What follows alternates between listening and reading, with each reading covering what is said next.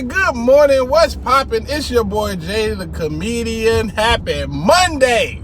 Woo! No Starbucks today. I want old school coffee. Anyway, today I would like to talk about the Jehovah Witnesses. Oh yes, I'm changing it up. Or not. Anyway, well,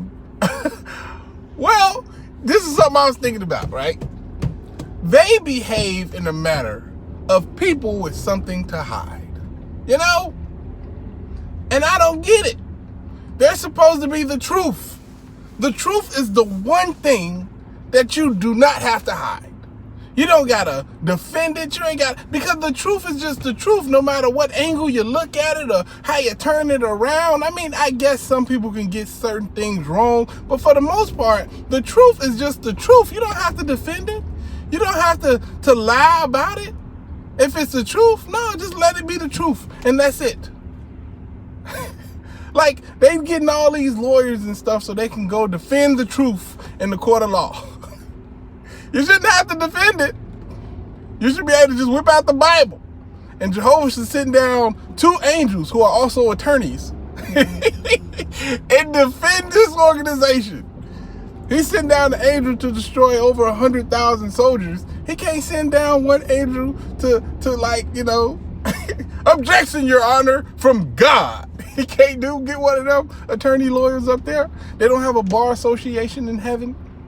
They probably don't. But anyway, yeah, they just behave in a manner in which you're just like, come on, man, you seem like you got something to hide. Because, okay, for example, farts stink, right? We can all agree to that. Some may stink less than others. Some may only stink. My farts stank, okay? There's a difference between stink and stank. Some farts stink. But either way it go, it's not a pleasant smell. And nobody's going to argue that or push against it or anything. You're just going to say, yeah, that's the truth. Yeah, can't really go nowhere with that. But the Jehovah Witnesses are like, no, they actually smell amazing. And anybody that tells you different is a disease-minded creature that only wants to take you away from the pleasure of smelling farts. You know what I'm saying? That's basically what they're trying to tell you.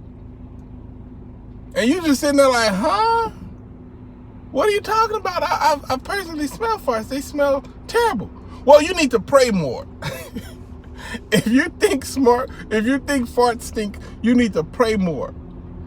God has blinded your nose from the delicious fragrance that is passing wind.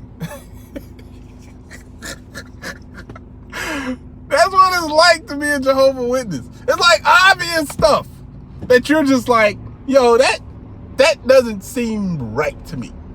That doesn't seem moral.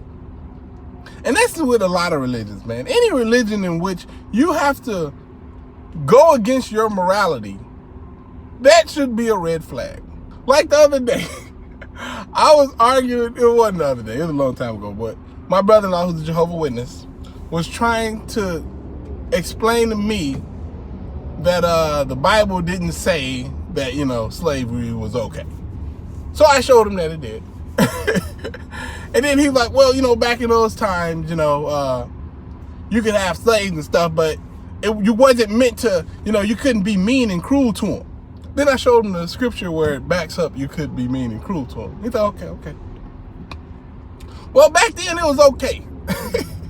You know, like maybe they needed it because that's what the Bible says. So in the end, he said that it was okay to do that. An African-American man told me that slavery was okay. Just think about the mental gymnastics it takes to do something like that. First off, he didn't even acknowledge the fact that he was wrong twice. He's just like, I'll be wrong again, and I'll fall on the sword if I need to. But I'm just like, yo, it's morality, people. I thought religion is supposed to give you good morality. That's what I was told all these years. Like, for example, if you have a baby, right? You look at that baby, you love that baby. You raise that baby. That baby grows up. One day the baby might talk back and you might get a little, you know, watch out, baby. You say something else, there's going to be problems. But for the most part, your offspring is everything you work for in life. Like, okay, I have these children. I want to give them the best life possible. I want to do any and everything to set them up for the best life possible. At no point do you say, all right, well, they don't love Jehovah, so get out of here. Like, why, when and where is that acceptable? Do you know you have to go against your very instincts to be like that? Just think about it. If you believe in God, right? Let's just accept that, okay?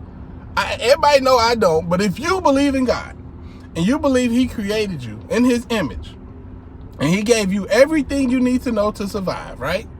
You got it. It's inside of you. It's right there. He also gave you that love and that instinct to take care of your young.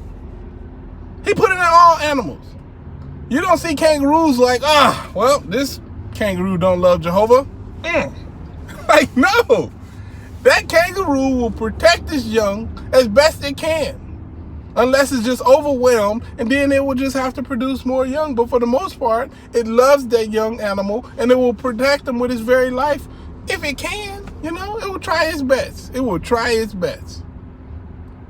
We're going against the very thing that you believe we have inside of us. Well, it's not you believe we have inside of us. It's inside of us. It's a little argument on how it got there. But it's inside of us. And if you believe that God put us there, how can you then at the same instance ignore it? I need to know that, because I don't get that.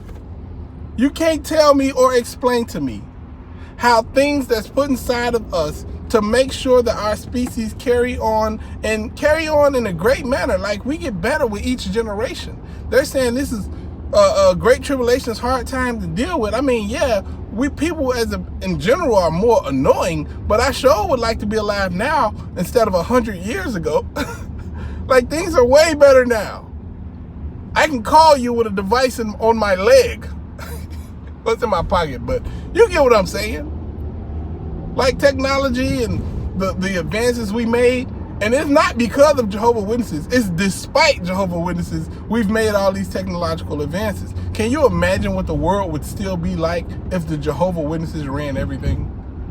I know, it just I felt the same way. I couldn't imagine it. It'd be against the law to beat off. Oh, man. I'm like, kill me. That's it. Destroy me. And that's another thing, man.